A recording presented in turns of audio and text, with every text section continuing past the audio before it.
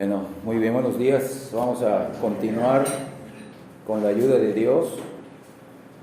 Creo que en octubre, a mediados de octubre, vimos el tema número 7 del glorioso Evangelio. Hoy vamos a continuar con este tema, con esta serie que le hemos titulado El glorioso Evangelio. Vamos a ver el tema número 8, hoy domingo 13 de noviembre del 2022, unos minutos después de las 10 de la mañana. Vamos a Marcos capítulo 1. Marcos capítulo 1, versículos 14 y 15. Recuerden que hace los últimos dos temas, el glorioso Evangelio 6 y el glorioso Evangelio 7, vimos esa parte del Evangelio que es el llamado al arrepentimiento. Dividimos el tema en dos porque fue mucha información acerca del arrepentimiento de pecados, para el perdón de nuestros pecados, y hoy vamos a ver la parte del Evangelio que es el llamado a la fe en Cristo. Entonces vamos a leer Marcos capítulo 1, versículos 14 y 15. Yo lo leo, ustedes acompáñenme por favor con sus ojos puestos en esos versículos. Dice: Jesús principia su ministerio. Después que Juan fue encarcelado, Jesús vino a Galilea predicando, el evangelio del reino de Dios, diciendo: el tiempo se ha cumplido y el reino de Dios se ha acercado. Ahí está el llamado, es un llamado doble: arrepentíos, arrepiéntanse y crean y creed en el evangelio. Recordemos que el llamado al Evangelio, vimos hace dos temas del glorioso Evangelio 6 y 7, parte de las buenas nuevas. Las buenas nuevas, ¿cuáles son?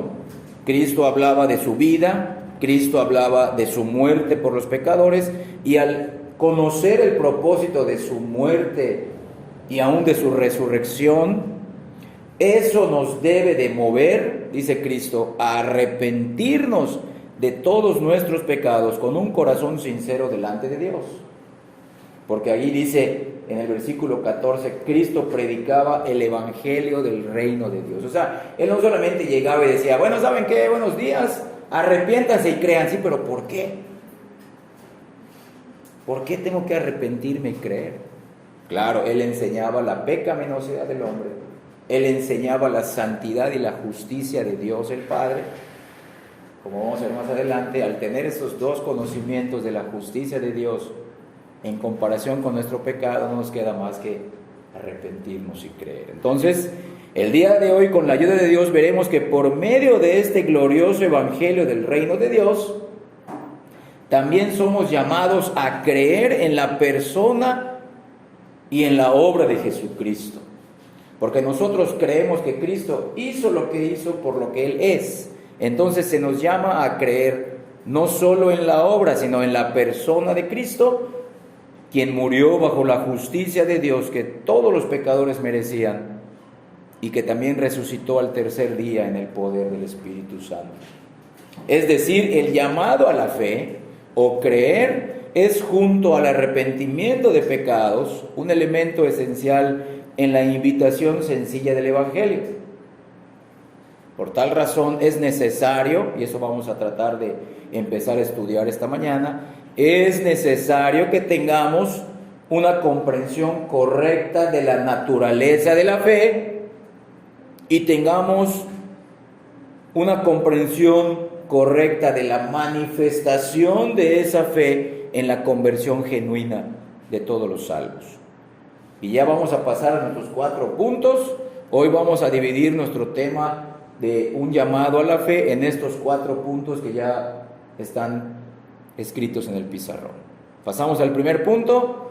Vamos a ver la terminología bíblica de lo que es la fe, y empezaremos un poco con el Antiguo Testamento y luego pasaremos al Nuevo Testamento. Entonces, en el Antiguo Testamento, la palabra creer viene de la palabra hebrea, porque el Antiguo Testamento fue escrito en hebreo, viene de la palabra hebrea aman, así como se oye, aman o amán, que significa mantenerse firme, confiar, tener certeza o estar seguro de algo.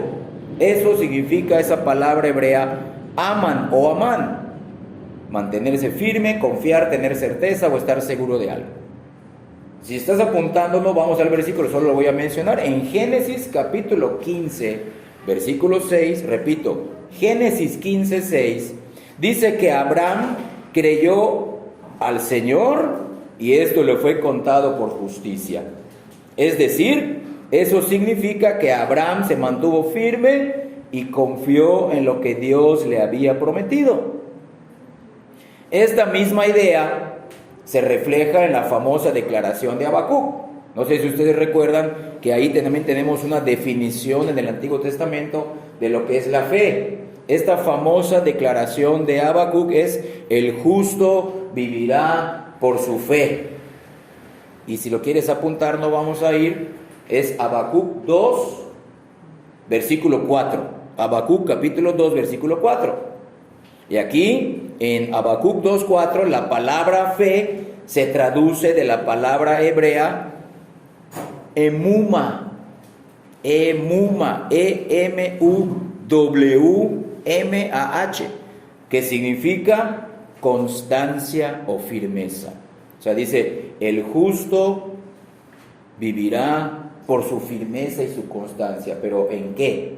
¿Apoyado en su fe? No, apoyado en aquel que dio las promesas, apoyado en aquel que cumplió esas promesas en la cruz. Entonces, en el Antiguo Testamento, creer a Dios era estar seguro de lo que Él había prometido, era confiar sin dudar y era mantenerse firme dependiendo de su palabra. Ahora, en el Nuevo Testamento, ya ahora vamos a aterrizar al Nuevo Testamento, ya es el griego, ya no es escrito en hebreo, el Nuevo Testamento fue escrito en griego. La palabra creer se traduce de la palabra griega pisteuo, así como se pronuncia, pisteuo, acento en la U, que significa percibir algo como verdad, ser persuadido al punto de colocar la confianza en eso. Entonces, los escritores del Nuevo Testamento escogieron esta palabra griega como la más apropiada para comunicar mejor la idea hebrea del Antiguo Testamento acerca de la fe, como la confianza en el carácter y las promesas de Dios. Estamos poniendo el contexto. Ahorita vamos a ir aterrizando más nuestro tema de lo que significa el llamado a la fe del Evangelio verdadero, del glorioso Evangelio. ¿Por qué decimos esto? Porque Dios demuestra su sabiduría en que las Escrituras no presentan la fe como un enigma, ni en el Antiguo ni en el Nuevo Testamento. Las Escrituras no presentan la fe como un enigma, ni dejan que nosotros descubramos de una manera subjetiva y personal la definición de la fe. Cada quien tendría una definición personal de la fe, pero no sería la bíblica.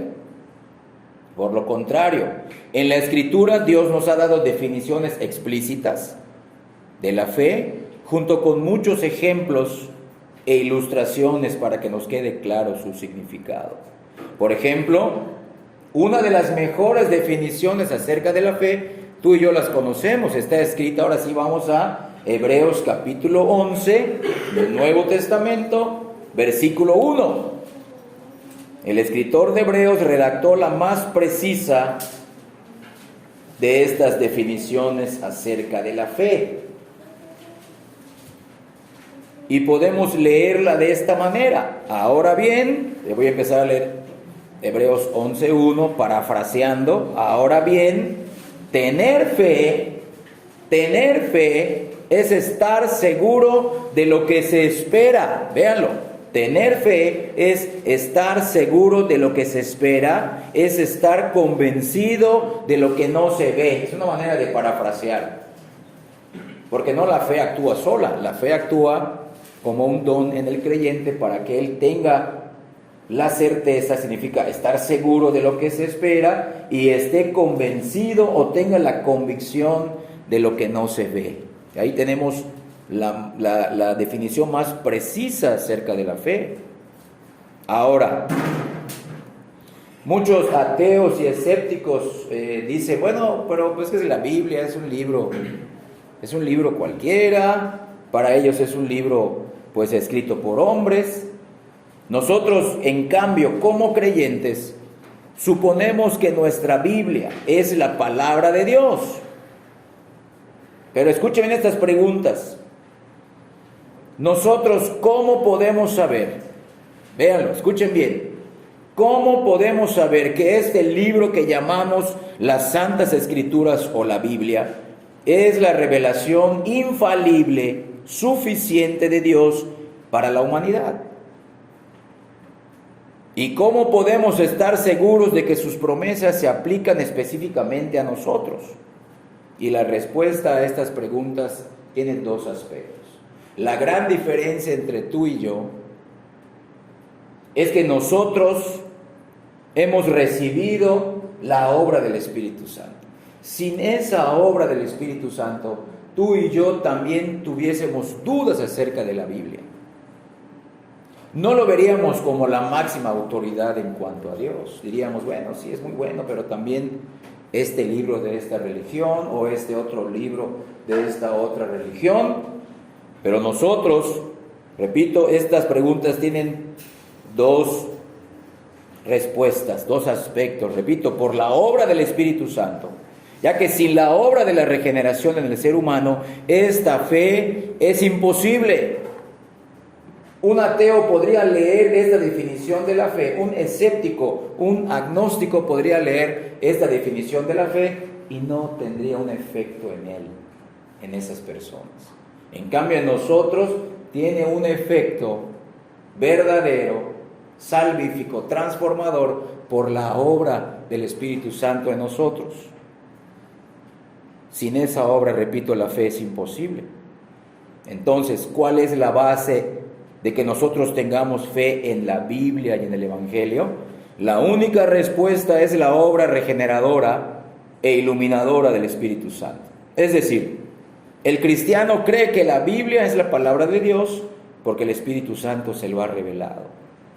De manera personal, de manera subjetiva, el Espíritu Santo nos ha revelado que esta palabra escrita es la máxima revelación de Dios. O dicho de otra manera, el Señor ha abierto nuestro corazón para que respondamos con fe y en fe a esta palabra. Y la segunda respuesta a esas preguntas es que la misma Escritura da testimonio de ella misma, de que es la palabra de Dios.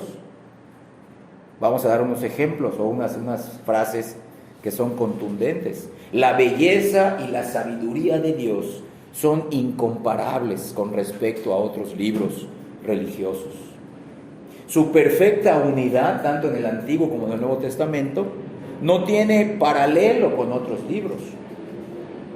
Fue escrita durante cientos de años, escuchen bien, por personas que no se conocían y no tenían ni el mismo oficio y no tenían ni el mismo estatus social ni la misma inteligencia, y esta unidad es perfecta. Sus muchas profecías y sus cumplimientos precisos son inexplicables sin la intervención divina. Además, la Biblia, escucha bien, a diferencia de todos los demás libros religiosos, religiones ya muertas en el pasado o religiones que se están levantando, la Biblia es la única, ofrece la única explicación razonable para el problema humano y para la existencia del mal. Y la misma historia humana demuestra que todo lo que dice la Biblia sobre el ser humano es verdad. Entonces, esa es la base para que nosotros creamos en la palabra de Dios y en el Evangelio. Todo creyente verdadero, maduro o inmaduro, creyente verdadero, tiene algo de seguridad de la salvación que espera y la convicción de las realidades espirituales que nunca ha visto, porque a través de la obra regeneradora e iluminadora del Espíritu Santo, Dios se lo ha enseñado. Y eso sí está escrito en la palabra. Vamos a Juan capítulo 6. Vamos al Evangelio de Juan capítulo 6, versículo 45. Nosotros sabemos que esta es la palabra de Dios. Nosotros creemos en el Evangelio, hemos respondido con arrepentimiento y fe por la obra regeneradora del Espíritu Santo. Voy a empezar a leer Evangelio de Juan capítulo 6, versículo 45. Dice así: escrito está en los profetas, son palabras de Cristo. Lo que él dice, escrito está en el Antiguo Testamento, en los profetas, y serán todos, véanlo, todos enseñados personalmente por Dios. Así que todo aquel que oyó al Padre y aprendió personalmente de él, viene a mí, dice el Señor. Véanlo, entonces nosotros creemos en el Evangelio a través de esta obra regeneradora e iluminadora del Espíritu Santo. Dios mismo nos ha enseñado esta verdad. Escucha bien esto. La belleza y el escándalo del cristianismo bíblico se encuentra en esta verdad. En este punto nunca tendremos una reconciliación con el mundo. Si nosotros queremos utilizar la apologética, que es utilizar los argumentos, eso significa utilizar los argumentos bíblicos para tratar de convencer a una persona de que es la palabra de Dios, nunca lo va a creer sin la obra regeneradora del Espíritu Santo. Vean que el mensaje de Cristo no era, ¿saben qué? Pues crean que el Antiguo Testamento son las Sagradas Escrituras. No, Él decía, arrepiéntanse y crean. Él no tenía que demostrar que las Escrituras eran la palabra de Dios. Él solamente decía lo que el Antiguo Testamento mencionaba. Arrepiéntanse, crean. Esto es, repito, el escándalo del cristianismo bíblico. Vuelvo a mencionar lo que acabo de decir. Aunque la apologética es bastante útil en la tarea evangelística, escucha bien, la apologética es bastante útil en la tarea evangelizadora, es bastante útil en el fortalecimiento de la fe del creyente. Nuestra fe no depende de nuestra habilidad para contestar todas las preguntas o para refutar a los ateos y escépticos. Nosotros creemos en la Biblia y en el Evangelio, porque el Dios que dijo que de las tinieblas surgiera la luz, es el mismo Dios quien brilló en nuestros corazones para que se revelara el conocimiento de su gloria en la faz de Jesucristo. Eso está escrito en 2 Corintios 4:6. No olvidemos lo que el apóstol Pablo escribió en Romanos capítulo 1, versículo 16. El Evangelio es el poder de Dios. No solamente es el conocimiento de Dios, es el poder de Dios para salvación a todo aquel que cree. Y ese es el primer punto, hermano. La terminología bíblica de la fe es que nosotros tenemos esa fe porque es una obra de Dios. Creemos en la Biblia, creemos en Cristo, creemos en su Evangelio, porque el Espíritu Santo nos llevó, por medio de la regeneración, a creer de esa manera. Vamos a pasar al segundo punto de nuestro tema. La fe, sí, pero la fe en Cristo. Vamos a ser más enfáticos ahora. Ya vimos la terminología bíblica, repito, desde el Antiguo hacia el Nuevo Testamento. Vimos que nosotros creemos porque la misma Biblia da testimonio de sí misma y porque hemos recibido la obra del Espíritu Santo. La fe en Cristo, ¿qué significa esto? Significa que para convertirnos en objetos o recipientes de la gran obra de Dios para salvación, no solo debemos arrepentirnos de nuestros pecados, como vimos en el tema 6 y en el tema 7, sino que además debemos de confiar en lo que Dios ha hecho por nosotros a través de su Hijo Jesucristo. Escucha bien, no basta con que nuestros pecados sean perdonados. Escucha bien esto. Para Dios no es suficiente, quizá para ti o para mí sí, pero para Dios no es suficiente el perdón de pecados. Necesitamos ser revestidos de la justicia de Cristo. Por eso cuando una persona cree de manera salvífica, es declarada justa, es revestida legalmente, no naturalmente, legalmente como justa en el tribunal de Dios, en la presencia de Dios. El llamado al Evangelio es arrepiéntete, ok, te perdono tus pecados, no es suficiente. Necesitas la justicia de otro, necesitas la justicia de Cristo. Por eso Cristo decía, arrepiéntanse y crean, arrepiéntanse y crean. Es el doble llamado del Evangelio, de este glorioso Evangelio. Entonces, ¿qué significa confiar en Cristo? Significa que debemos de renunciar a cualquier otra cosa en que confiemos y poner nuestra confianza solo en la persona y la obra de Jesucristo. ¿Qué significa eso? ¿Qué significa cuando decimos en la persona y en la obra de Jesucristo? Significa su muerte en la cruz por nuestros pecados. Significa su resurrección de entre los muertos.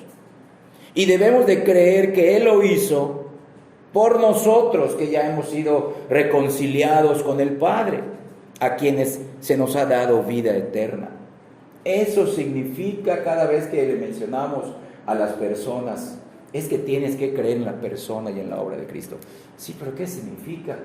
¿Seguirlo como maestro, como sanador, como motivador? No, sino como aquel sacrificio propiciatorio que cargó con la justa ira de Dios que tú merecías y que murió por tus pecados, tú él siendo un vil pecador, el justo por los injustos. Y no debemos de creer en nada más que eso, aferrarnos a su persona y a su obra consumada en la cruz. Entendamos que así como Dios manda que todos, en todas partes, como vimos los dos mensajes pasados, que así como Dios manda que todos en todas partes se arrepientan de sus pecados, también manda que todos en todas partes crean en su Hijo. El apóstol Juan escribió, ahorita vamos a ir a verlo, que el mandamiento, uno de los mandamientos del Padre en el Nuevo Testamento es que creamos en el nombre de su Hijo Jesucristo. Vamos a la primera carta de Juan. Estábamos en el Evangelio, ahora vamos a la primera carta de Juan, capítulo 3, versículo 23, y ahí está escrito este mandamiento.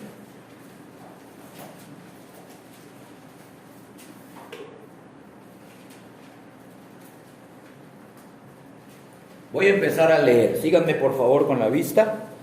Primera de Juan 3, 23.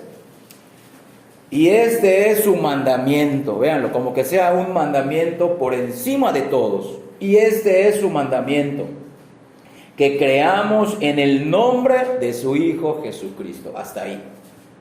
Véanlo. ¿Cuáles son los dos más grandes mandamientos? Le preguntan a Cristo y está registrado en sus evangelios. Dice, es uno dividido en dos. Amarás al Dios sobre todas las cosas con todo tu ser, o sea, alma, mente, fuerzas. Y dice, y amarás al prójimo como a ti mismo. De estos dos mandamientos depende la ley y los profetas. Miren cómo pone aquí ese gran mandamiento de amar a Dios como la fe en Cristo. Porque inmediatamente dice la segunda parte de ese versículo, y nos amemos unos a otros. Eso es amar al prójimo. Es la otra parte del gran mandamiento. Entonces vean, este es su mandamiento, como diciendo, este es el único mandamiento, que creamos en el nombre de su Hijo Jesucristo. Y el segundo grande mandamiento es que nos amemos unos a otros. Vean, hermanos. Entonces, repito, así como Dios ha mandado a todas las personas que se arrepientan, también ha mandado a todos que crean en su Hijo Jesucristo. Esto también lo enseñó nuestro Señor. Cuando las multitudes le preguntaron a Jesús qué debían de hacer para poner en práctica las obras de Dios, Él le respondió, esta es la obra de Dios, que crean en aquel que Él ha enviado. Vamos a verlo, ahora regresamos al Evangelio de Juan. otra vez en el capítulo 6. Hace rato leímos del capítulo 6, el versículo 45. Ahora vamos a leer de ese mismo capítulo 6, vamos a leer los versículos 28 y 29. Jesús, el pan de vida. Voy a empezar a leer. Entonces le dijeron: ¿qué debemos hacer para poner en práctica las obras de Dios? Véanlo, como si tuviesen ellos la capacidad. Aunque esa pregunta encierra mucha soberbia en los judíos, como diciendo: bueno, ¿qué nos falta hacer? Cristo les responde de una manera magistral. Respondiendo Jesús y les dijo: esta es la obra de Dios, que creáis en el que Él ha enviado. Véanlo, esta es la obra de Dios, este es su mandamiento, que crean. Y al mismo tiempo, el creer es una obra de Dios. Nadie podrá creer en el Hijo sin haber recibido primero la obra de Dios de la regeneración. Véanlo. Estas palabras son desde Cristo, son enseñanzas de Cristo. Entendamos también que la gente puede obedecer el mandato de creer en Jesucristo únicamente cuando rechazan todos los demás objetos de la fe. Es decir, creer que Jesús es el Salvador del mundo es a la vez no creer en todos los demás que dicen ser también los salvadores del mundo. Y también significa que no es una mezcla entre creer las obras de Cristo y mis propias obras, es creer únicamente en Cristo. Posiblemente esta es la demanda del Evangelio más escandalosa, como también vimos en el punto 1. Nosotros creemos en esto, creemos no solamente en la Biblia, creemos que el Evangelio es la palabra de Dios para nosotros, es el nuevo pacto para nosotros, pero nosotros solamente creemos en Cristo. Y cuando le decimos a las personas: es que no debes de creer en nada ni en nadie más, ni en tus propias obras, ni en tus méritos, esa es la parte que escandaliza a todos. ¿Pero cómo? ¿Pero cómo? Es lo mismo que le preguntaron: ¿qué tenemos que hacer? ¿Cómo se hace esto? Una persona no puede afirmar que ha creído en Cristo como Salvador si todavía cree en otros medios de salvación. Ya que la fe genuina de la que estamos hablando esta mañana, la fe genuina no confía en Jesús como un Salvador más, sino confía en Jesús como el único Salvador, el único. Esta afirmación del Evangelio no es el invento de una mente cerrada con un fundamento radical. Esta afirmación del Evangelio se originó en las enseñanzas de Cristo y posteriormente en sus apóstoles. Ahí estamos en Juan, vamos a ver el capítulo 14. Cuando escuchaban las palabras de Cristo, los judíos querían matarlo y de hecho terminaron matándolo. Juan 14:6, miren, son palabras de Cristo. Voy a empezar a leer Evangelio de Juan 14, versículo 6. Dice Cristo: yo soy el camino y la verdad y la vida. Y no quedó ahí, sino que fue más enfático: nadie viene al Padre sino por mí. Véanlo. Y decían ellos: ¿y Moisés dónde queda? Y seguir las ordenanzas de Moisés. Nadie viene a mí. Claro, estamos hablando de los judíos, y si hablamos de las otras religiones que ven en ese tiempo, decían: ¿y Zoroastro? ¿Y Confucio dónde queda? Nadie viene al Padre sino por mí. El apóstol Pedro también anunció con valentía estas palabras cuando fue sometido a juicio ante el Sanedrín. Acompáñame a Hechos capítulo 4, versículo 12, ya lleno del Espíritu Santo. Pedro, el apóstol Pedro, lleno del Espíritu Santo. El apóstol Pedro dice, Hechos 4:12, y en ningún otro hay salvación. Véanlo, en ningún otro hay salvación, porque no hay otro nombre bajo el cielo dado a los hombres en que podamos ser salvos. No hay otra persona por la cual podamos ser salvos. Y ahora sí, el apóstol Pablo amonesta a Timoteo, lo exhorta a que siga haciendo obra de evangelista, a que siga sufriendo como un buen soldado de Cristo, por la verdad que está escrita en 1 Timoteo, acompáñame ahí, 1 Timoteo, capítulo 2, versículos 5 y 6.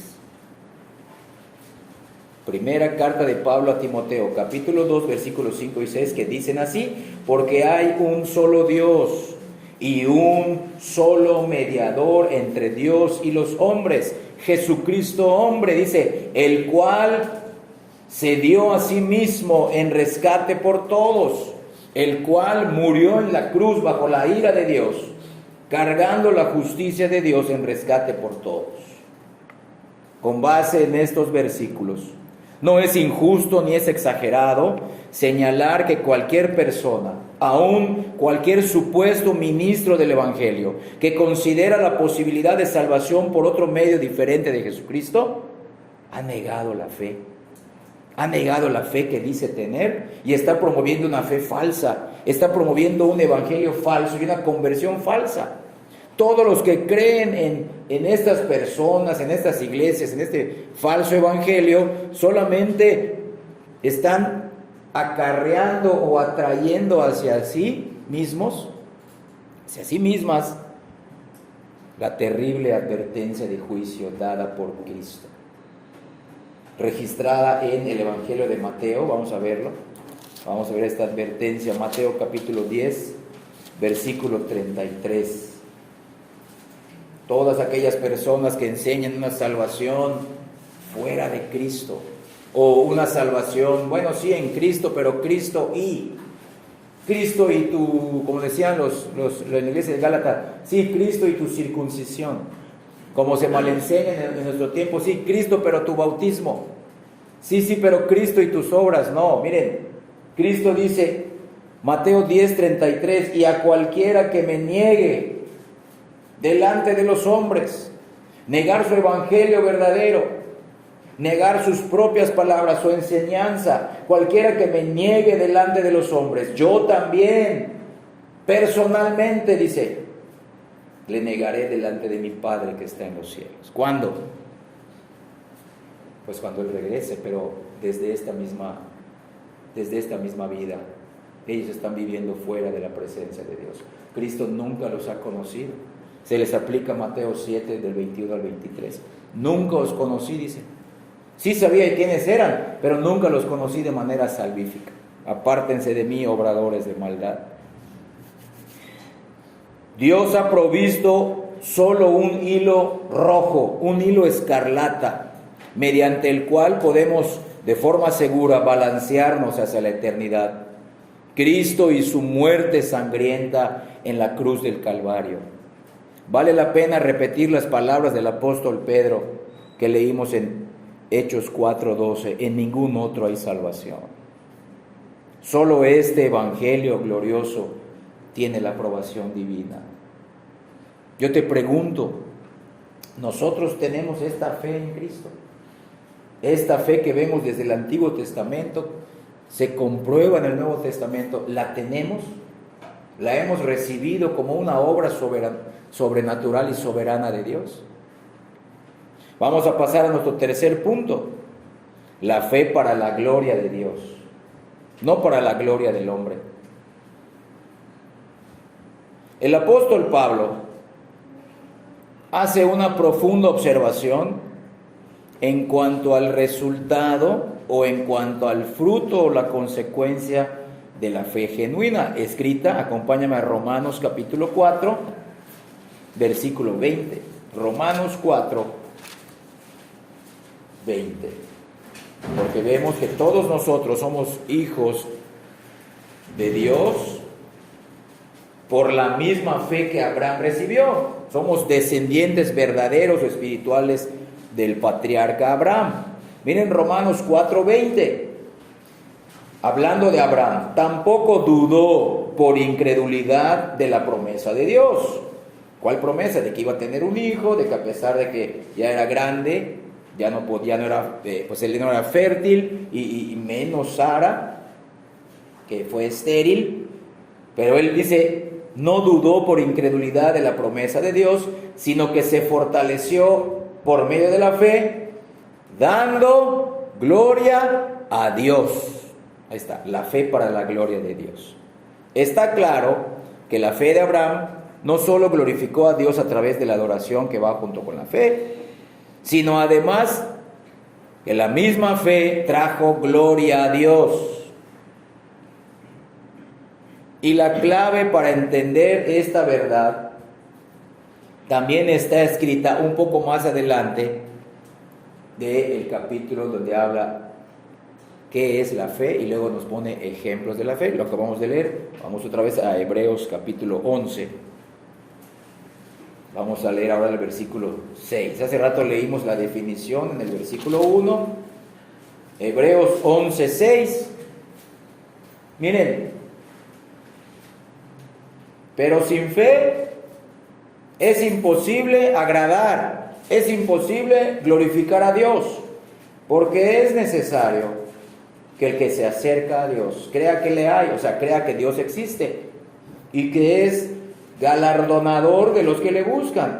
O sea, sabemos que Él puede recompensar a todos aquellos que lo buscan. Entonces, esa es la fe que trae gloria a Dios. ¿Qué significa esto? ¿Qué significan estos versículos que leímos en Romanos 4:20 y ahora en Hebreos 11:6? Nuestra fe complace a Dios y le trae gloria porque es una declaración, es una afirmación personal en cuanto a la integridad de su carácter. Significa que le estamos creyendo a Dios, no dudamos de Él. Es decir, cuando respondemos en fe a su palabra escrita, estamos manifestando que tenemos plena confianza en todo lo que Él dice de sí mismo.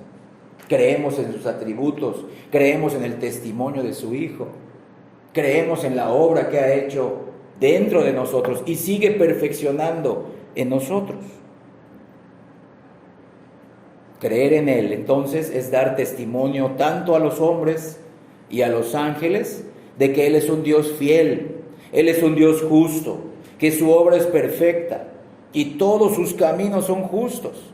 Estamos dando fe también de que guarda su pacto y su misericordia hasta 1000 generaciones, que Él no es mentiroso, porque para Él es imposible mentir.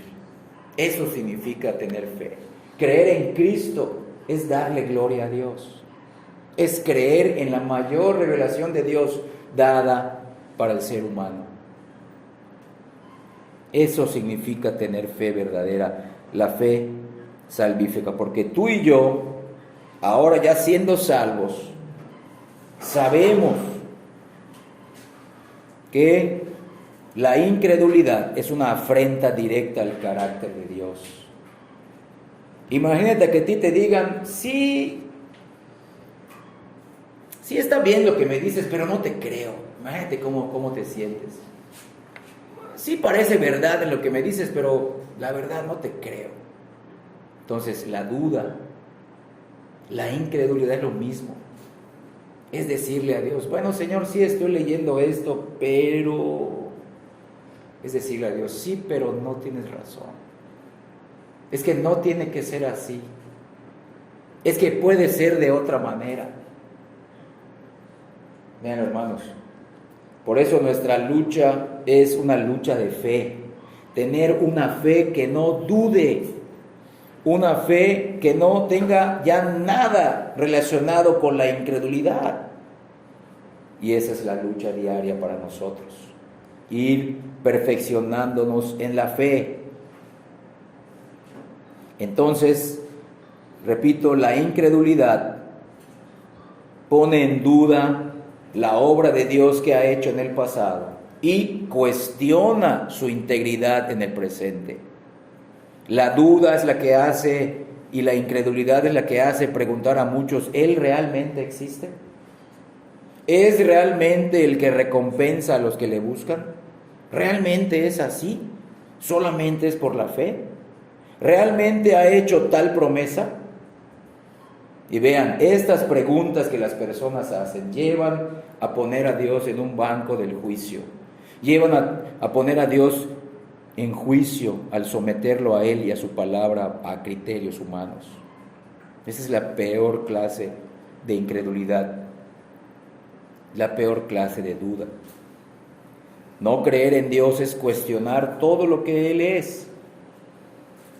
Pero en contraparte, creer en Dios, creer en su palabra, creer en sus promesas, es afirmar su testimonio sobre sí mismo y darle gloria por lo que Él ha hecho. Darle gloria por sus promesas que han sido cumplidas y las que se siguen cumpliendo, y sus promesas se cumplirán a lo largo de la historia hasta que Cristo vuelva. Dios ha puesto su sello personal. Dios ha puesto su firma en todas sus obras desde la creación del mundo, del universo. Dios ha puesto su sello en la historia humana. Dios ha puesto su sello en todos los actos providenciales. Pero su más grande testimonio lo acabamos de leer en 1 de Juan, capítulo 3, 23, que creamos en el nombre de su Hijo. Su más grande testimonio, su más grande sello, su más grande firma es el testimonio que Él ha dado de su Hijo. Desde el Evangelio leemos: solo en Cristo el Padre tiene complacencia, y solamente se va a complacer en aquellos que están en Cristo. Solamente los que están en Cristo pueden glorificar al Padre. Por eso el que cree en el Hijo, cree en Dios y aprende a hacer su voluntad. Pero el que no cree en el Hijo ha hecho a Dios mentiroso, y no solamente ha hecho a Dios mentiroso, sino que Cristo dice está en su contra. Acompáñame ahora, miren estas gloriosas palabras para los creyentes y aún terribles palabras para los inconversos, escritas por Juan en su primera carta. Regresamos a primera carta de Juan. Ahora vamos al capítulo 5, versículos del 9 al 12. Este es el testimonio más grande que el Padre ha dado. Es un testimonio mayor que la creación. Es un testimonio mayor que su providencia. Y de este testimonio se basa la regeneración que nosotros hemos recibido y todas las bendiciones que vienen de ahí. Primera de Juan, capítulo 5, versículos del 9 al 12. Síganme con la vista, por favor. Si recibimos el testimonio de los hombres, mayor es el testimonio de Dios, porque este es el testimonio con que Dios ha testificado acerca de su Hijo. El que cree en el Hijo de Dios tiene el testimonio de Dios en sí mismo. El que no cree a Dios ha hecho a Dios mentiroso, porque no ha creído en el testimonio que Dios mismo ha dado acerca de su Hijo. Y este es el testimonio, véanlo, que Dios nos ha dado vida eterna, y esta vida está en su Hijo. El que tiene al Hijo tiene la vida, el que no tiene al Hijo no tiene la vida. Y está hablando de vida espiritual, de vida eterna, no solamente vida física. Este es el mayor testimonio de todos. El testimonio, dice el versículo 11, que Dios nos ha dado vida eterna. Vean cómo se entrelaza. Ahora acompáñame a 1 de Juan capítulo 4. Quédate con esa frase. Ese es el testimonio, que Dios nos ha dado vida eterna, y esta vida eterna está en su Hijo. 1 de Juan capítulo 4, versículo 9. En esto se mostró el amor de Dios para con nosotros, en que Dios envió a su Hijo unigénito al mundo para que vivamos por Él, para que tengamos vida eterna en Él. Versículo 10. En esto consiste el amor, no en que nosotros hayamos amado a Dios, sino en que Él nos amó a nosotros y envió a su Hijo. De esta manera recibimos la vida eterna. Envió a su Hijo como sacrificio. Eso significa propiciación. un sacrificio que absorbe, que recibe la justicia de Dios por nuestros pecados. Ese es el mayor testimonio de Dios. El que no lo cree, no le está dando gloria a Dios. Y dice, no tiene la vida eterna, está en muerte espiritual, está caminando a la perdición, está haciendo a Dios mentiroso, está poniendo su testimonio por encima del testimonio de Dios, o está poniendo el testimonio de otros falsos salvadores, que se dicen salvadores, que no son, por encima del testimonio de Dios. Entonces vean, miren, guiado por el Espíritu Santo, el apóstol Juan escribe 3 argumentos en 1 de Juan capítulo 5 versículos 9 y 12. 1. Defiende la credibilidad del testimonio de Dios por encima de la de cualquier hombre. Si nosotros le creemos a los hombres, le creemos a las personas que amamos, ¿cuánto más deberíamos creer en el testimonio de Dios? Segundo argumento que presenta el apóstol Juan, afirma que Dios ha dado testimonio en cuanto a su Hijo, y su testimonio es este, que todo lo que se refiere a la salvación, dice Dios, todo lo que se refiere a la comunión conmigo, dice Dios, todo lo que se refiere a la vida eterna, se encuentra solo en Cristo, dice el Padre. Está diciendo aquí Dios, escribe el apóstol Juan, es como si Dios dijera, aparte de Jesucristo, las personas no tienen comunión conmigo, no tienen vida eterna, están muertas para mí.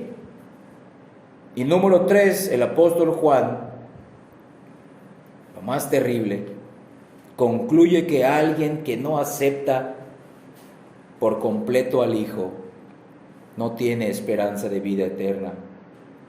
Y alguien que no cree en el Hijo ha hecho a Dios mentiroso. ¡Qué terrible! ¡Qué terrible! Cuando las personas no nos creen, pero no nos lo dicen en nuestra cara. Claro, ninguno le está diciendo a Dios, no te creo, no. Simplemente al no creer sus palabras, estás haciendo a Dios mentiroso. Cuando te decimos arrepiéntete y cree, en el momento que no lo haces, tú no le estás creyendo a Dios. Lo estás haciendo para ti estás haciendo a Dios mentiroso. Estás menospreciando su mayor testimonio, estás menospreciando su perdón en el Hijo. Entonces, para finalizar este tercer punto, debemos complacer y glorificar a Dios, confiando y descansando en su mayor testimonio. ¿Cuál es? Que Jesús de Nazaret es su Hijo amado en quien tiene complacencia. Que Cristo es el camino, la verdad y la vida, y nadie viene al Padre sino por Él. Y que Cristo es el que murió por los pecadores. Por eso Él es el camino, la verdad y la vida. No es solamente seguir sus enseñanzas, no solamente es seguir a Dios en su ejemplo, es creer en su muerte por los pecadores, es creer que Él fue la propiciación, aplacó la ira de Dios, la ira que tú y yo merecíamos. Eso es creer el Evangelio, hermanos. Ese es el Evangelio. Aquí no estamos siguiendo a un Cristo social, filantrópico. Aquí estamos siguiendo a un Cristo que dignificó la justicia de Dios. Hemos mencionado en otros temas que el perdón de Dios se basa en que su justicia fue satisfecha. Si Dios es justo, Él no nos puede perdonar así porque sí. Él tiene que aplicar su justicia. Y aplicó la justicia en los escogidos, en la persona, en el alma y en el cuerpo de Cristo. Lo abandonó, lo que tú y yo merecíamos si somos creyentes. Ese es el Evangelio que creemos. Ese es el Evangelio que predicamos. El que cree y confiesa estas cosas sobre el Hijo, complace a Dios y da gloria a su nombre. El que rechaza creer, ha declarado que Dios es mentiroso y ha perdido cualquier posibilidad de vida eterna. Ese es el testimonio del cristianismo apostólico. Primera de Juan capítulo 2, versículo 23. Primera de Juan capítulo 2, versículo 23 dice así, ahí mismo en la primera carta de Juan dice el apóstol: todo aquel que niega al Hijo, tampoco tiene al Padre. El que confiesa al Hijo, tiene también al Padre. ¿Cuántas religiones alrededor del mundo hay que no creen en Cristo? Creen en otros salvadores, en otros profetas. Pero son buenas personas, son muy religiosos, son muy devotos, sí, pero están caminando a la perdición. Sus obras son buenas de manera temporal, son buenas para otros hombres, pero son malas delante de Dios. Que ninguno de nosotros sea de los que no den gloria a Dios con su fe. Ahora vamos a pasar a nuestro cuarto y último punto del tema del llamado a la fe. Esto significa que es el fin de la jactancia humana. Tener fe, si eres un creyente verdadero, tú mismo has comprobado que tu fe te fue dada. Tu fe fue el resultado de la obra regeneradora de Dios en tu corazón. Tú mismo das testimonio que tu fe es un don de Dios, como está escrito en la Biblia. En el mismo instante en que la más mínima obra se añada o se mezcle con la doctrina de la salvación, en ese momento de que algo se añada a la obra completa de la salvación en Cristo, entonces el cristianismo para esas personas se vuelve en una religión de obras. Su justificación se vuelve en una cosa que pueden ganar. Dios se vuelve para ellos deudor, y la persona que cree y vive así puede jactarse delante de Dios por algo que ella hizo o por algo que ella pueda lograr. Pero la fe verdadera, la fe salvadora, mata toda nuestra jactancia. El creyente verdadero puede decir: sí, yo creo en Cristo, yo creo en su muerte por mí, yo merecía su muerte, no merezco ser uno de sus hijos, pero lo puedo creer porque Dios me llevó a creer de esa manera. Dios me mostró antes de creer en Cristo cuán vil y cuán miserable pecador soy delante de Él. Ninguno de los creyentes verdaderos puede decir hoy, ni nunca dirá en el cielo: yo estoy aquí por mérito propio, yo me gané la salvación. Ninguno lo dirá. El cielo es un lugar donde van los que no lo merecen. El infierno es un lugar donde van aquellas personas que sí lo merecen. El apóstol Pablo insiste tanto en sus cartas acerca de la depravación humana, e insistió y demostró la incapacidad del hombre de complacer a Dios en su carne. Él quería que todos callen y caigan bajo el juicio de Dios. Miren Romanos capítulo 3. Ahora vamos a concentrarnos en cómo nos enseña esto el apóstol Pablo. Romanos capítulo 3, versículo 19. Dice así Romanos 3, 19: pero sabemos que todo lo que la ley dice, lo dice a los que están bajo la ley, para que toda boca se cierre y todo el mundo quede bajo el juicio de Dios. Acuérdense que en los capítulos anteriores, en el 1 y el 2, primero condena, en el capítulo 1 condena a los gentiles, y en el capítulo 2 también condena a los judíos. Entonces, ¿cómo es posible él siendo judío? Pues porque los condenó, porque ellos estaban buscando una salvación de obras. Por eso dice, Pablo quería que todos callen delante de Dios y todos caigan bajo el juicio de Dios, ya que solo entonces las personas de esa manera quitarán sus ojos de sí mismos y verán a Dios en fe. Solo entonces su jactancia en sí mismo se convertirá en jactancia en Dios, para que se cumpla lo que está escrito: el que se gloría, gloríese en el Señor. Vean cómo dice Gálatas capítulo 4. No pierdas Romanos 3, por favor. Ahorita vamos a regresar ahí. Ponle una marca a Romanos 3. Vamos a Gálatas capítulo 6. Vean cuál es la jactancia del creyente cada vez que va avanzando en su conocimiento de este evangelio verdadero, cada vez que crece su fe.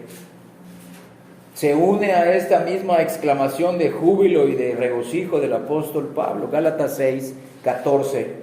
Pero lejos esté de mí jactarme, lejos esté de mí gloriarme, dice, sino gloriarme en la cruz de nuestro Señor Jesucristo, en su muerte por mí, en su muerte por los pecadores. En Él me glorío, en Él me jacto, porque en el mundo me es crucificado a mí y yo al mundo.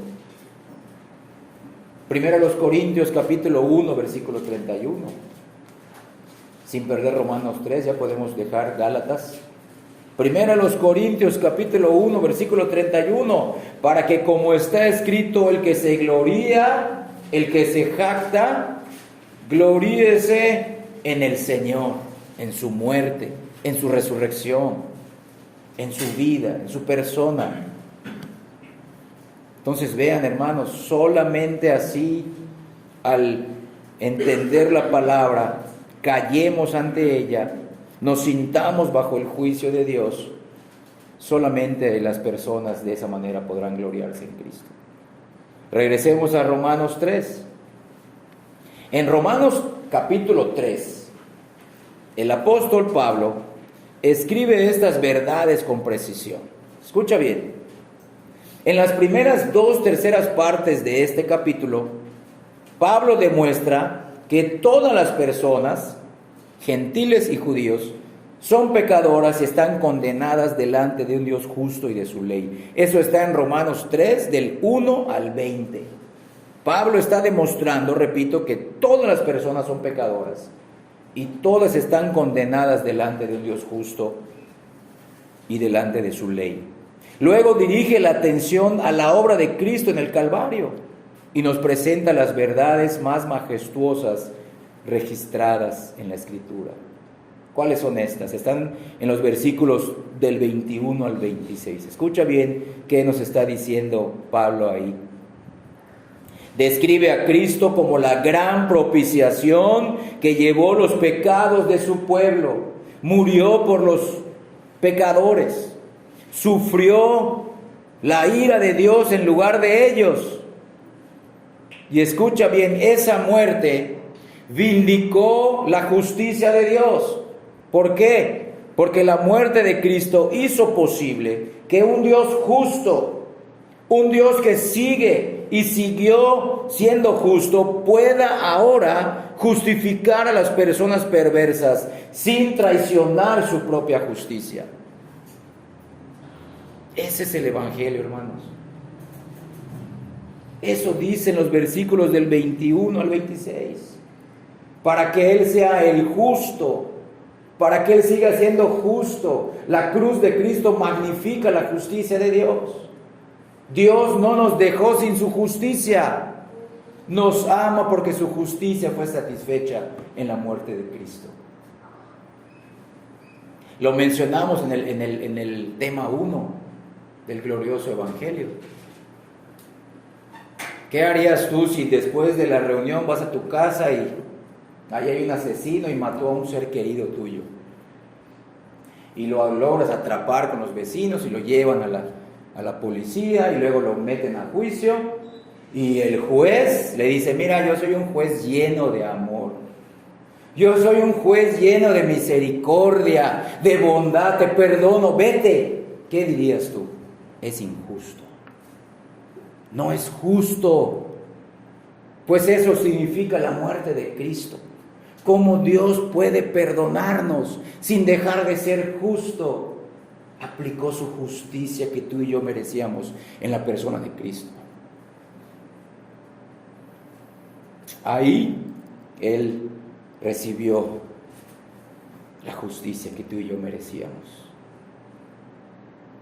Cristo dignificó al Padre. Cristo le dio gloria al Padre con su muerte. Y esto Pablo lo está diciendo en los versículos del 21 al 26. Versículo 26 dice: con la mira de manifestar en este tiempo su justicia, a fin de que Él sea el justo y el que justifica al que es de la fe de Jesús.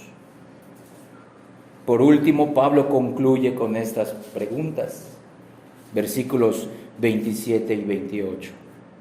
¿Dónde está la jactancia? ¿Dónde está la vanagloria humana en esto? Dice, queda excluida, versículo 27.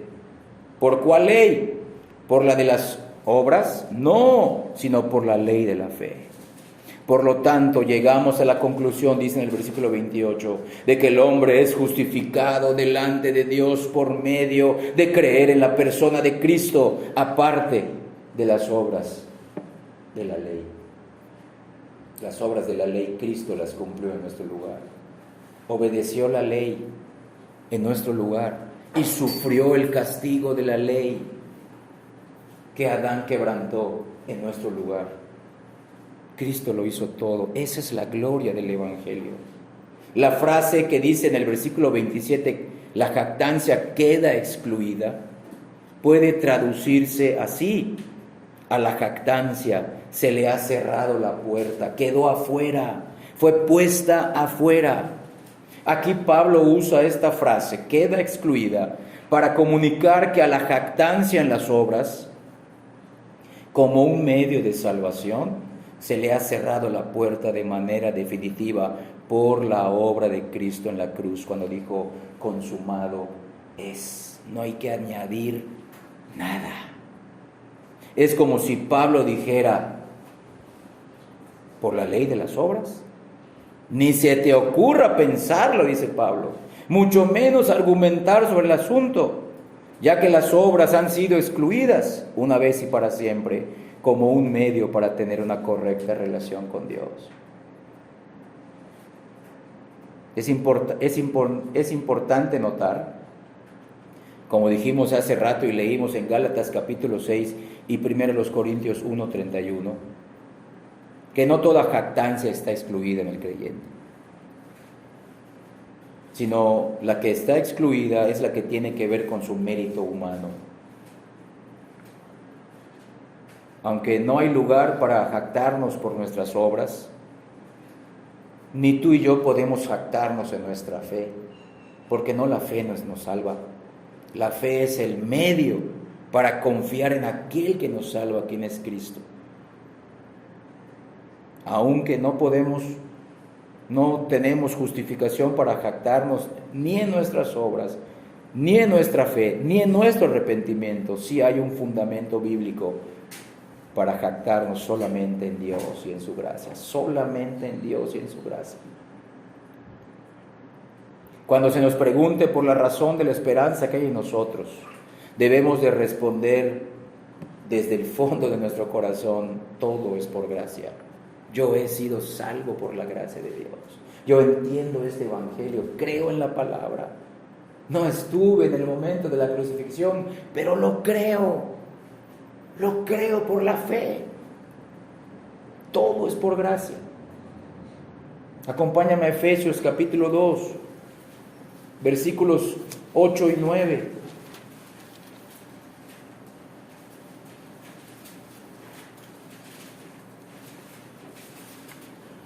Aquí lo dice majestuosamente el apóstol Pablo. Solamente esos dos versículos vamos a leer, versículos 8 y 9, Efesios 2.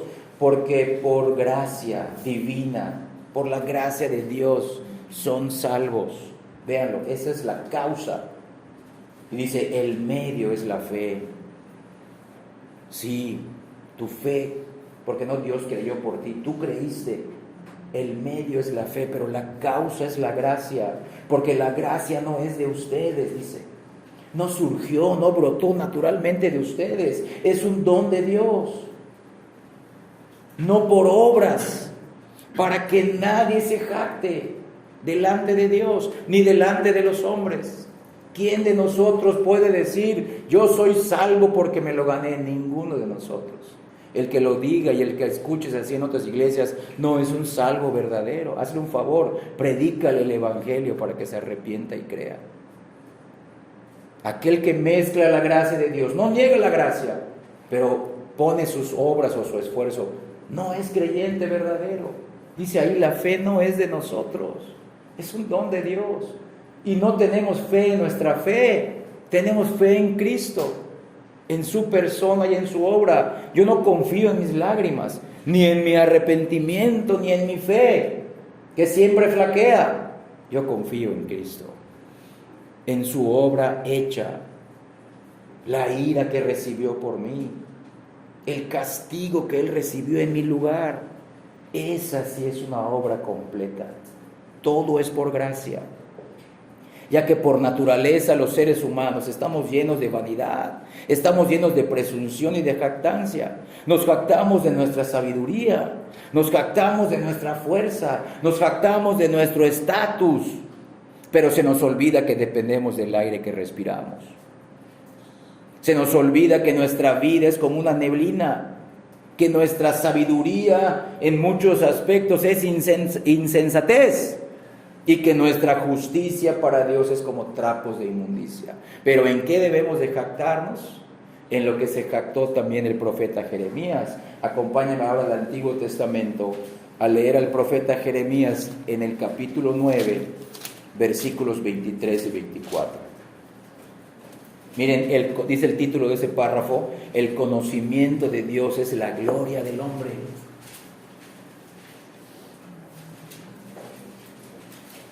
O sea, en esto se debe de gloriar el hombre, el creyente. Vamos a leer solamente los versículos 23 y 24 de Jeremías capítulo 9. Dicen así los versículos. Así dijo Jehová, son palabras de Dios. No se jacte, no se alabe, no se gloríe el sabio en su sabiduría, ni en su valentía se alabe el valiente, ni el rico se alabe en su riqueza. Mas alábese, jáctese, gloríese en esto el que se hubiere de alabar. Esta es la jactancia, la alabanza, la gloria que vale la pena. Dice, en entenderme y en conocerme que yo soy Jehová, que hago misericordia, juicio y justicia en la tierra, porque estas cosas quiero, dice Jehová. Según las Escrituras, las personas nunca tienen motivos para jactarse, ya que toda cosa noble que pudieran lograr solo puede atribuirse a la gloria de Dios, ya que toda falta o debilidad que hay en ellos es responsabilidad de ellos. Aquello que es digno de jactancia no es propio de ellos, y aquello que es de ellos y no es digno de jactancia, pues es responsabilidad de ellos. Este juego de palabras. Y esto se aplica especialmente a la salvación y a tener una correcta relación con Dios. Tú y yo sabemos que toda persona que ha entendido algo de la justicia de Dios con respecto a su propio pecado debe concluir como el apóstol Pablo, que leímos en Romanos 3:28, que tú y yo no fuimos justificados por las obras de la ley. Fuimos justificados, declarados justos, y estamos siendo tratados como justos delante de Dios por la fe, porque confiamos en la persona y en la obra de Cristo, porque es su muerte la que nos justifica. Es decir, una verdadera apreciación del interior de nuestros corazones y un análisis adecuado de nuestros méritos, de nuestros vicios, nuestros pecados, debe llevar a cualquiera de nosotros a concluir que si la salvación es por las obras de la ley, entonces estamos totalmente sin esperanza. Si Dios pusiera la salvación en nuestras manos, tendríamos cada uno de nosotros diversos grados de castigo en el infierno. En el momento que decimos una mala palabra, en el momento que tenemos un solo pensamiento impuro, En el momento que tenemos un sentimiento de odio, de rencor y de resentimiento, en el momento que hacemos un pecado deliberado, en ese momento se acaba toda nuestra justicia para siempre. Para siempre. Ninguno de nosotros ni podría ser salvo, y si pudiéramos ser salvos, no podríamos mantenernos salvos. En este mismo lugar estamos luchando con pensamientos, con recuerdos. Algunos de nosotros estamos en ese momento, ya le dejamos de dar gloria a Dios. Aquí en la casa de Dios. Cuanto más cuando no estamos en un contexto de la iglesia. Hermanos, qué maravillosa es la salvación de Cristo. Cada vez que analizamos nuestro corazón, nuestras vidas, podemos gloriarnos en Cristo. Solo Cristo nos sostiene y solo Cristo nos puede mejorar. Solo Cristo nos puede perfeccionar a su imagen. La más mínima revelación de nuestra pecaminosidad en relación con la justicia de Dios debe llevarnos a unir nuestras voces al coro de todos aquellos que han tenido similares destellos dolorosos de ellos mismos con respecto a la gloria de Dios. Nosotros también decimos como Job, escrito en Job 42, versículos 5 y 6, de a oídas te había oído, pero ahora mis ojos te ven. Por tanto me aborrezco y me arrepiento en polvo y en ceniza.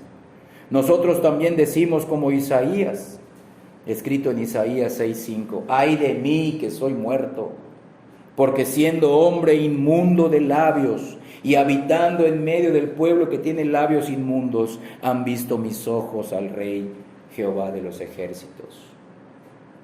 También nosotros podemos decir con el apóstol Pablo, en Romanos 7:24, miserable de mí. Miserable de mí, ¿quién me librará de este cuerpo de muerte? Entonces, hermanos, vean, el pecador debe llegar a un punto de crisis en el cual vea que carece absolutamente de todo mérito para ser salvo y que por más que busque en él, no encontrará la salvación en sí mismo. Solo entonces se podrá arrepentir de sus pecados y solo entonces recurrirá a la gracia y a la misericordia de Dios. Solo entonces entenderá, confiará en la obra de Cristo, en la persona de Cristo.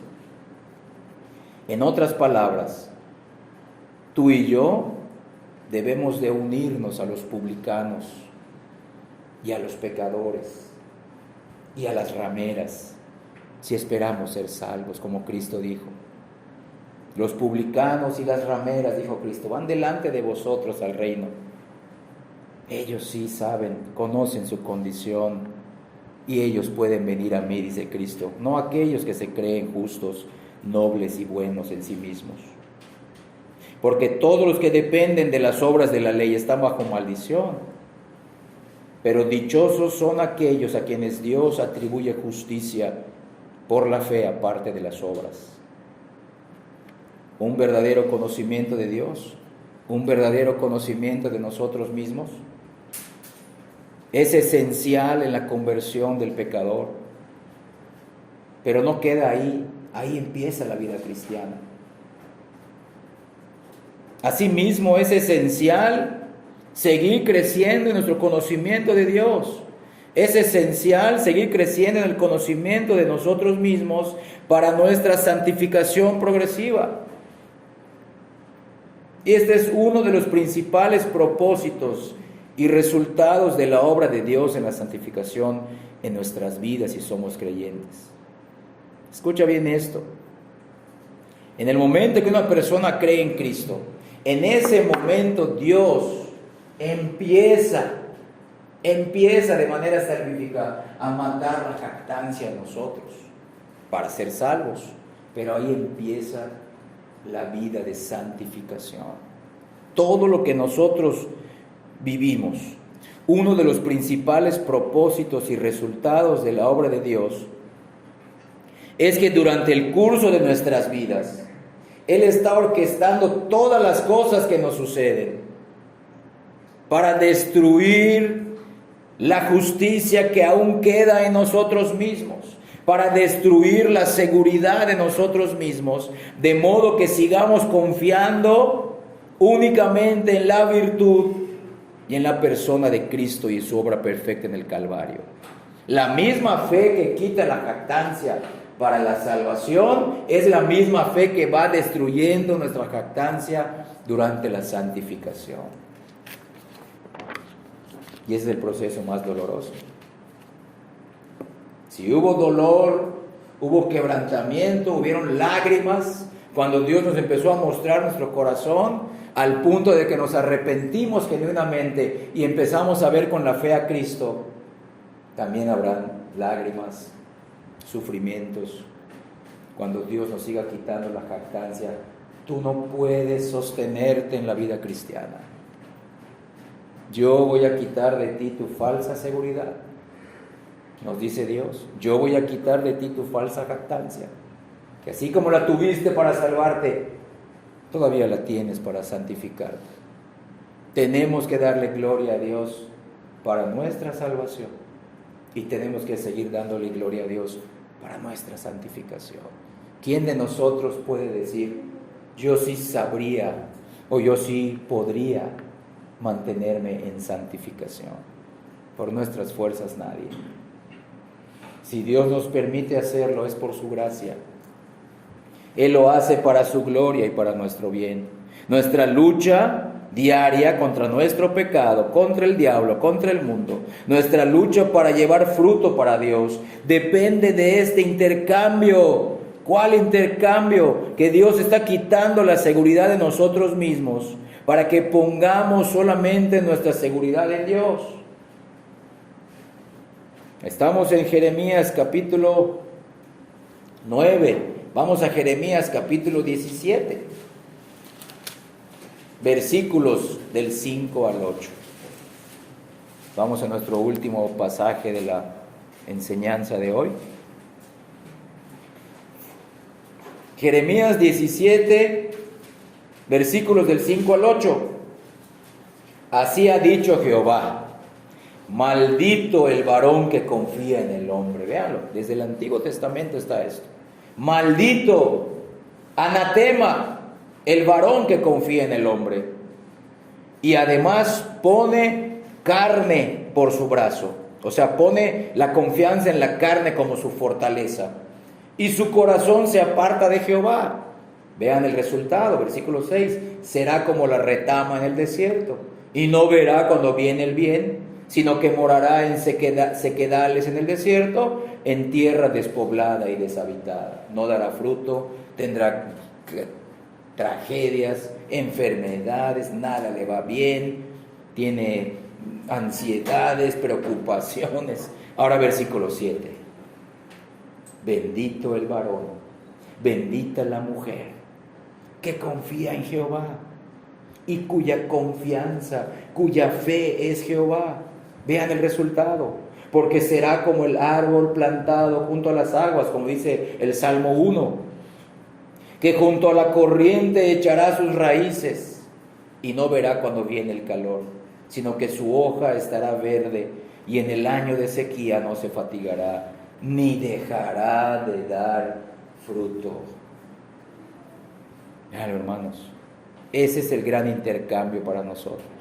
El fin de la jactancia empieza en el momento de nuestra regeneración y se va profundizando en nosotros en el camino cotidiano del cristianismo. Cada lucha, cada caída, cada debilidad que Dios permita en nuestras vidas es para que aprendamos a confiar solamente en Él. No tenemos que entender todo lo que nos pasa, pero si nos lleva a conocer mejor a Dios, eso es una gran ganancia. Si tu tristeza te está empujando a Dios, es una bendición. Si tu dolor, tu enfermedad, tu carencia tu angustia, tu aflicción, te están acercando a Dios a través de la oración, a través del estudio de la palabra, a través de congregarte, de estar atento a la predicación, a escuchar y leer buenos libros, escuchar una prédica en tu casa. Es algo que Dios está utilizando para seguir matando de ti la jactancia, y lo está haciendo también conmigo. Esto lo hace con todos, y lo hace más con aquellos que Él llama más cerca. Nadie se podrá jactar delante del Señor. Él no comparte su gloria con nadie en ese sentido. Él comparte su gloria con aquellos que son humildes delante de Él, que nunca tomarán su gloria y decir, no, yo lo logré. No, Señor, tú lo hiciste en mí. Lo logré. Tuve este gran fruto, pero lo hice gracias a ti, por ti y para ti. En conclusión, hermanos, ya para terminar, nos sorprendemos al ver las diferentes reacciones en las personas de la misma congregación ante un mensaje que enfatiza la depravación humana, enfatiza la falta del mérito salvífico en las obras, enfatiza la necesidad urgente que tienen de la gracia divina. Algunos se sienten abatidos, otros se sienten ofendidos, y aún hay otros que están claramente enojados de que se les diga constantemente en este púlpito estas duras palabras sobre ellos mismos y sobre sus falsos esfuerzos piadosos. Pero a la vez nos gozamos, hermanos, porque en esta misma congregación hay otros que escuchan estas mismas verdades y se llenan de gozo, se llenan de regocijo en la misericordia de Dios, que les duele lo que les dicen, pero es para darle la gloria a Dios. Porque entienden que mientras más sombríos los describa el predicador, ellos llegarán a estar más llenos de gozo y alabanza para el Señor Jesucristo, y puedan vivir día a día, puedan recordar en su momento de debilidad, no importa porque Cristo murió por mí, Él ya me demostró su amor, no necesito esperar su amor en el futuro, ya lo tengo en su cruz, Él demostró su amor por mí. Su amor no va a aumentar, pero puede aumentar mi entendimiento de ese amor. ¿Cuál es la diferencia entre estos dos grupos? Los del primer grupo han puesto su seguridad en la carne, como acabamos de leer en Jeremías 17. Se jactan de su propia virtud y mérito. En cambio, los del segundo grupo son la circuncisión espiritual, los que en el Espíritu Santo sirven a Dios, los que se glorían en Cristo Jesús y no ponen su confianza en la carne. Estas personas están contentas de que se exponga su condición sombría espiritual, si a través de esta dura experiencia Cristo y la gracia de Dios son exaltados. Porque ellos saben que la oscuridad de su noche hace que se vea mejor la luz de las estrellas de la gracia de Dios. Antes de terminar, yo pregunto, y yo me pregunto también, ¿a cuál grupo pertenecemos nosotros? No importa la edad que tengas, ¿a cuál grupo perteneces tú? ¿Perteneces a los que siempre se sienten abatidos, ofendidos y enojados cuando se les dice que no pueden salvarse a sí mismos? ¿O perteneces a los que se gozan cuando escuchan que solo Cristo nos puede salvar? Porque nos salvó al morir por nosotros, los viles pecadores, pero murió no bajo la ira de los romanos y los gentiles, murió bajo la ira de Dios que tú y yo merecíamos.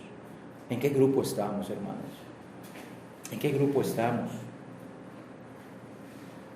Dios quiera que seamos del grupo de los pecadores que han entendido lo suficiente acerca de la justicia de Dios, acerca de nuestra propia pecaminosidad, y que eso nos lleve a creer cada vez más y mejor y confiar únicamente en aquel que murió y resucitar por nosotros, quienes somos viles pecadores.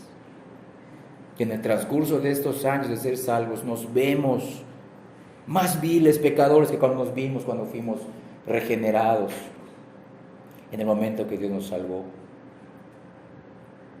No olvidemos que el Evangelio es que Jesucristo vino al mundo, no para que tengas una familia bonita, no para que tengas salud, no para que te sientas bien.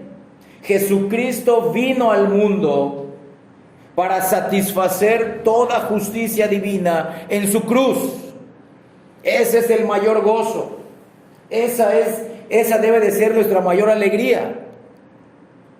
No importa si estamos enfermos, no importa si somos pobres, si no tenemos trabajo, si no tenemos lo que queremos, pero si creemos que Cristo vino al mundo y satisfizo la justicia divina que yo merecía en su cruz, eso debe de ser suficiente para continuar en la vida cristiana. Esa justicia que los pecadores merecían, justamente, repito, justicia que justamente merecíamos de parte de Dios. Pero en su amor Dios nos dice, arrepiéntanse y crean. Ese es el Evangelio, hermanos. Debemos de vivir una vida de arrepentimiento y de fe. No significa no es que yo ya me arrepentí, no es que yo ya creí. El Evangelio es las frases que Cristo dijo en Marcos 1, 14 y 15. Vivan a partir de hoy una vida completa de arrepentimiento de sus pecados y fe en el Evangelio. Como hemos mencionado, no solamente es el paso 1, 2 y 3. Son todos los pasos de la escalera.